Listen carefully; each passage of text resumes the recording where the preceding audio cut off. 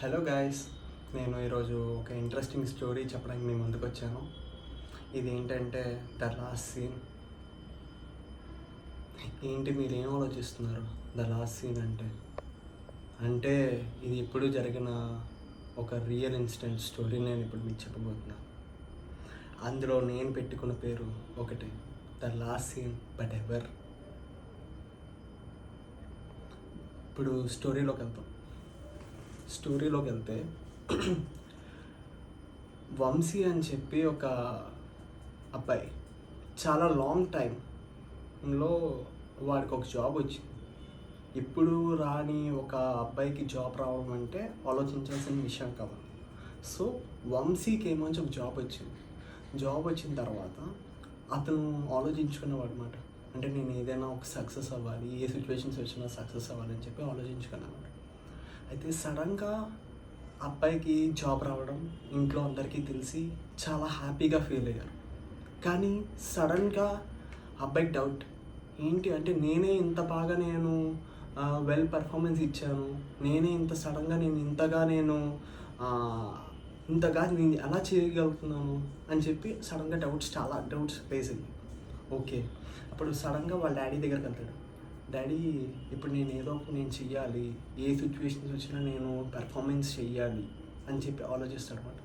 ఆలోచిస్తే అటువైపు comparing that అటువైపు వాళ్ళ ఫ్యామిలీ మెంబర్స్ వైపు వెళ్దాం. ఫ్యామిలీ మెంబర్స్ ఎలాంటి వాళ్ళు అంటే, వాళ్ళ ఇంట్లో వాళ్ళ మమ్మీ వాళ్ళ డాడీ ఇద్దరు బాగా రిచ్.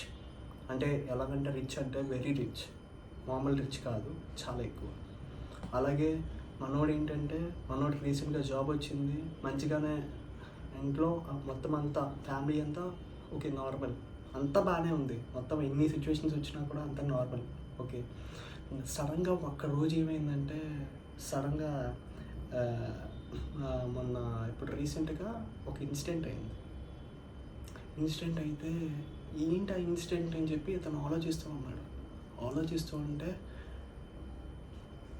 నేను ఇంతగా చదువుతున్నాను, నేను ఇంత జాబ్ తెచ్చుకుంటున్నాను, నేను ఇన్ని సిచ్యువేషన్స్ చేస్తున్నాను, కానీ సడన్గా నాలో ఏదో అన్సీన్ నాకు స్టార్ట్ అవుతుంది అని చెప్పి ఒక నైట్ అనుకుంటాడు. వాళ్ళ ఇంట్లో చాలా రిచ్, డబ్బుల గురించి ఏం సిచ్యువేషన్స్ ఏమి ఉండవు. అదే వాళ్ళ ఇంట్లో ఫైనాన్షియల్ ప్రాబ్లమ్స్ అనుకోవచ్చు, కానీ ప్రాబ్లమ్స్ కూడా లేదు. కానీ సడన్గా ఈ పర్సన్ సూసైడ్ చేసుకొని చనిపోతాడు. అసలు నేను ఈ స్టోరీ ఇదంతా వినిన తర్వాత నాకేం అర్థం కాలేదు. అసలు ఎందుకు సూసైడ్ చేసుకున్నాడు అని నా మైండ్ మొత్తం బ్లాంక్ అయింది.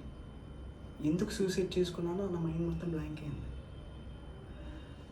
అయితే సూసైడ్ చేసుకున్న తర్వాత సూసైడ్ చేసుకునే ముందు ఒక పేపర్లో లెటర్ మొత్తం రాసేసాడు.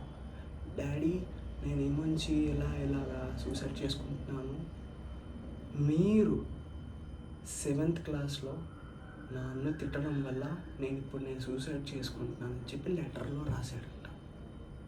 ఎందుకు ఆ లెటర్లో రాశాడు అని చెప్పి నాకు అర్థం కాలేదు.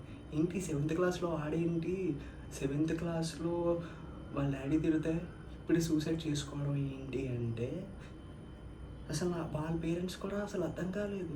నేను ఇంతగా డబ్బులు సంపాదిస్తున్నాను, వాళ్ళ అమ్మాయి ఏమోంచి ఇంతగా అమౌంట్ అంతా బాగానే ఉంది, ఫైనాన్షియల్ ప్రాబ్లం లేదు, సో ఇన్ని సిచ్యువేషన్స్ అన్నీ బాగానే, వీడికి కూడా డబ్బులు లేవంటే వీడికి డబ్బులు ఉన్నాయి, ఏం కావాలంటే అవి ఇస్తూ ఉంటాం, సడన్గా వీడు ఎందుకు సూసైడ్ చేసుకున్నాడు అని చెప్పి బాధపడిపోతే